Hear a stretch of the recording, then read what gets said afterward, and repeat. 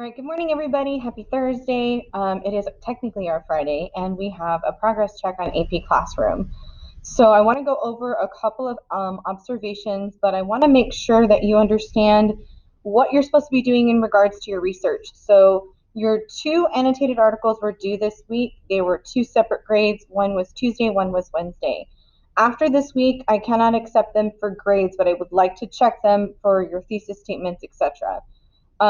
Ensure that they reflect your research regarding your real life person and who you're comparing to for your character from Macbeth. It really does need to be based off of that person, even if it's maybe some contextual research, especially if it's like a political leader.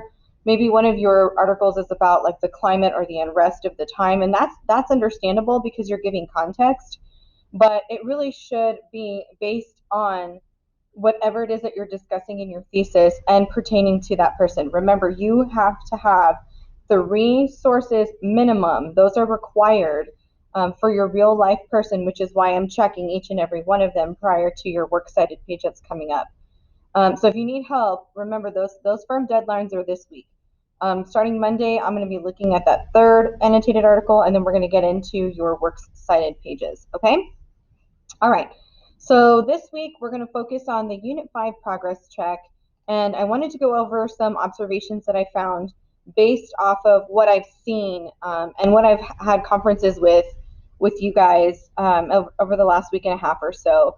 So one of the things I want to make sure you understand is that for every single progress check, you will have 2 rhetorical analysis passages. One will be difficult. So for the Unit 4 progress check, that would have been like the Douglas piece, right? That one was a little bit difficult to understand, but the questions were a little bit easier because there were not multiple components in the answer choices. On the other hand, you'll have one more contemporary or modern piece, which is the one I think about like femininity, and she kind of explained a few things there. But the questions are going to be challenging because there are multiple components in an answer choice, or because they're going to zero in on specific details that, ultimately one might generally be correct, but it's not as specific in another answer choice. And so if you're not looking at those descriptors when you get your results, you're missing the focus in the question, okay? So again, 2 passages over your 18 questions. I think there's 5 and 5 or 6 and 6, I can't remember, for each individual passage. One will be more challenging in that it'll be, either like difficult wording, or it's a different time period, or it's more technical in the way that it's presented, and then one more contemporary modern text, okay?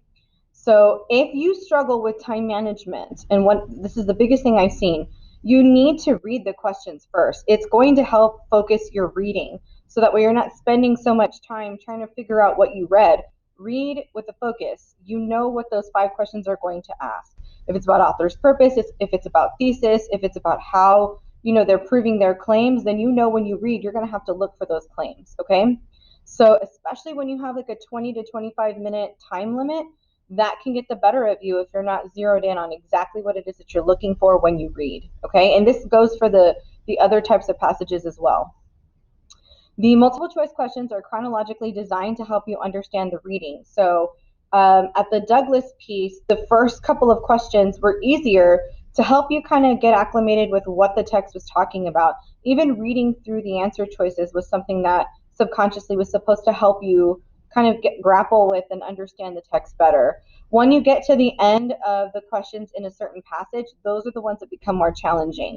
So those of you that are looking at your progress, when I see it, I see green, green, green, red, red, which means you got the easy questions of that section and struggled with the more challenging complex, which means you should go faster in those questions and take your time on the ones that are kind of at the end of that particular section. The good thing is you'll never have 2 items like 2 difficult items back to back. So they're not going to give you 2 challenging texts back to back, or 2 questions that are too difficult back to back. Okay, so the whole point is they're designed to kind of alternate, to kind of give you that mental break. So on the questions that don't take you that long to respond, look at the ones that are taking you a little bit more time and know where you can make up some of that time in the the 20-minute time period for today. You'll have 2 Think Like a Writer passages, and those are like essays or where you're really understanding the compositional angle of it. And so one of them, you're rhetorically reading for how the argument is presented, how language is used, right? And what is the effects of the language. But in composition, you're looking at, what would have been better? How can we revise this to change meaning for effect?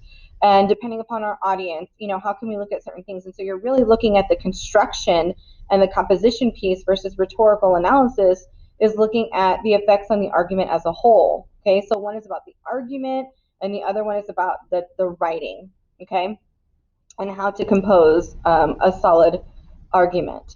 So one of those passages will be shorter and one of them will be longer on your progress checks, okay? On the AP exam, it's mirrored to these progress checks. So you will have 2 rhetorical analysis passages very similar to this, and you will have 3 Think Like a Writer passages that kind of emulate this. If you are struggling with those composition related questions, I know on the College Board website, when you look up SAT practice, they have, these composition questions that you can look at and practice further. Or if you'd like me to go over your progress individually, sign up for a conference with me and we could talk about that. But this is something that I noticed. I noticed patterns between your progress as a whole for all of my students, between, the individual conferences that we've had over the last week and a half, and then ultimately what I know about the way that the test is designed, okay? So I hope that you find that helpful and that it helps you, increase and improve on this next unit, because after this, you only have 4 more and that's it, okay? And then you're ready for the exam. So here's a link to AP Classroom where you can complete it. It is a 20-minute time limit. So this is why I'm also giving you your progress check reflection, because both of these things should take you a class period, okay? So I've updated these skills for progress check number 5. They've added a couple of new skill categories. So if I were you, I would look at the things you're being tested on prior to opening that progress check. So you understand, okay, I'm supposed to be looking for these things. These questions are going to test me on these particular skills. Now, you won't necessarily have that on the exam, but all the skill categories are on the exam. So it would be in your best interest to look at, okay, these are these kinds of questions. These are these kinds of questions. Play the game. Use that test to work for you, right? That's rhetoric and composition, using what you have in front of you to work for you. All right, so these questions are similar. Look at the skill categories again, now that you have new ones in here, and then you have a couple from the last time around. And then obviously you're looking at the parts that were the strongest and not. Make sure you're paying attention to the descriptors from College Board to help you understand why you're getting things correct, rather than saying, well, I'm just guessing. I don't need you to guess. I need you to know, okay? So it's okay if you're guessing in the progress check, but now that you have the rationale behind it, you should be confident in why you guessed correctly, okay? And that should be reflected here. Then you have, I'm sorry, this is a typo. For progress check 5, what was the most confusing or challenging part for you? And maybe you can pertain that back to some of the notes I just mentioned, right? Maybe you're struggling with maybe the easier reading, but the questions are harder, or you're struggling understanding the difficult passage, right? Obviously, you're going to have one direction that maybe might be easier for you in the process, right? Not just necessarily your results, but the process of actually sitting there. You're more confident when you come to one section over another. Again, it will tell you how many minutes. Please do not open it and then close the browser and then go back again, because then I'll see something like 200 plus minutes and I have no idea how to accurately help you through this progress check because you're starting and stopping, which you will not have that luxury on the AP exam. And then again, look at this progress check. You're halfway through to see, are you making steady improvements? Are you keeping steady and not necessarily improving as much as you'd like? Is there concerns, that you have for the next only 4 more unit progress checks? Whatever. Okay, it's not just about the numbers that you're getting correct or incorrect. It's about like, okay, I got these questions correct, but honestly, I was just guessing and I don't really know how to identify, an educated guess from actually understanding what it is I'm supposed to be looking for. So those are some things that you want to consider in your reflection for today, okay? So that will be due today. We have finished our conferences. Your firm deadline for pretty much everything is Monday, but I would not put this off at all because you have another one next week.